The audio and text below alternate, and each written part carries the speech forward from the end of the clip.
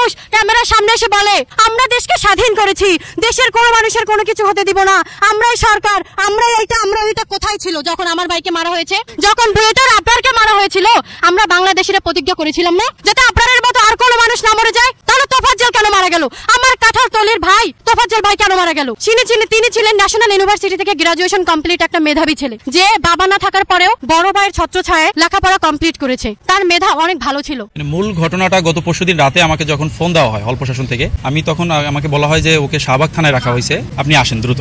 পরে আমি যখন ফোন দিয়ে আবার প্রক্রিয়াল টিমের সাথে আমার কথা হয় যে ওকে চোর সন্দেহে পিটিয়ে শাহবাগ থানা হয়েছে, আপনি কি হন, আপনি দ্রুত হল। এরপরে আমি যখন ফোন পাই যে ওরে ঢাকা মেডিকেলে মর্গে রাখা হয়েছে, ওখানে রাখার পরে বিশ্ববিদ্যালয় প্রশাসন থেকে আর কেউ ওনার সাথে আর যোগাযোগ করে না। পরে আমি সারাদিন কালকে এফএইচ হলে ছিলাম, ওইখানে সাধারণ ছাত্রদের সাথে কথা বলে বা মূল ঘটনাটা আমি যতটুকু জানছি যে এখানে ওকে চোর সন্দেহে ওকে সকালবেলা এফএইচ হলে একটা ক্রিকেট টুর্নামেন্ট চলতেছিল, ওইখানে সকালবেলা 6টা ফোন চুরি হয়। ওই চুরির অভিযোগে ও হচ্ছে একটা টি শার্ট পরা ছিল আর 6টা শর্ট প্যান্ট পরা ছিল। সন্ধ্যার দিকে হলে যখন ঢুকে তখন ওকে ওই সকালের যে চুরিগুলো হয়েছে এইটার অভিযোগ দিয়ে ওকে হলের গেস্ট রুমে নিয়ে যাওয়া হয়। গেস্ট রুমে নিয়ে যাওয়ার পরে ওরে বিভিন্নভাবে জিজ্ঞাসাবাদ করা হয়, কিন্তু ওর কাছে মানে ও যে চুরি করছে বা ওই ধরনের কোনো এভিডেন্স তাদের সাথে ছিল না। কিন্তু ওকে উপর্যুপরি বিভিন্নভাবে মারধর করা হয়। মারধর করার পরে হল প্রশাসনের এক পর্যায়ে জানানো হয় এবং বিশ্ববিদ্যালয় প্রক্রিয়াল টিমকে জানানো হয়। প্রক্রিয়াল টিম জানানোর পরে প্রক্রিয়াল টিম নাকি বলছে যে স্যার আমরা ওকে জিজ্ঞাসাবাদ করে ছেড়ে দিব, আপনারা চলে যান। এবং হল প্রশাসনকেও ওইখানে তারা প্রভোস্টের রুমে ছিল, কিন্তু সাধারণ ছাত্রদের কাছ থেকে ও একটা মানসিক বিকারগ্রস্ত লোক, কিন্তু ওকে উদ্ধার করা হয় না। উদ্ধার না করে ওরা ছাত্রদের কাছে রেখেই প্রক্রিয়াল টিম চলে যায়। এরপর হলের ক্যান্টিনে ওকে খাওয়ানো হয়। খাওয়ানোর পরে খাওয়ানোর ভিডিওটা এখন তো সারা দেশের মানুষই জানে। ডাল ভাত দিয়ে একটা মানুষের জীবন কিভাবে কেড়ে নেওয়া হয়, মানুষকে ওটাকে উপন্যাস পড়ছিলাম তো লাস্ট সাফার, সেই ঘটনার শিকার করা হয়েছে,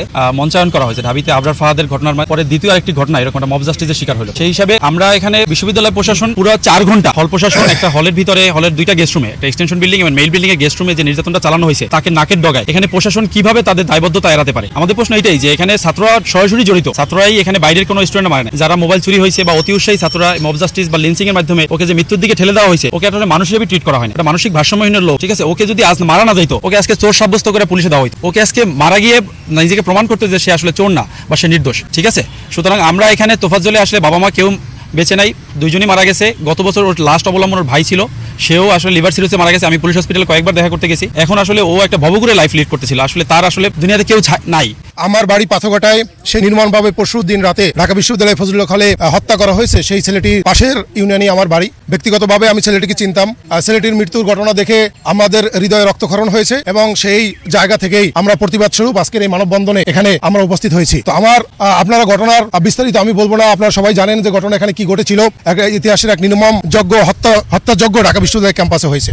তো আমরা শুধু এতটুকু বলতে চাই যে ঘটনাটা হয়েছে সেই ঘটনার ন্যায় বিচার নিশ্চিত করার জন্য আমরা আজকের মানববন্ধন করেছি। আমরা যে চলে গেছে তাকে তো আর ফিরিয়ে আনতে পারবো না। আমাদের 2টি কাজ, একটি কাজ হচ্ছে তোফাজ্জল হত্যার ন্যায় বিচার নিশ্চিত করতে হবে, দ্বিতীয় কাজ হচ্ছে কোনো তোফাজ্জল হত্যার মতো আর ঘটনা বাংলাদেশে যাতে না ঘটে।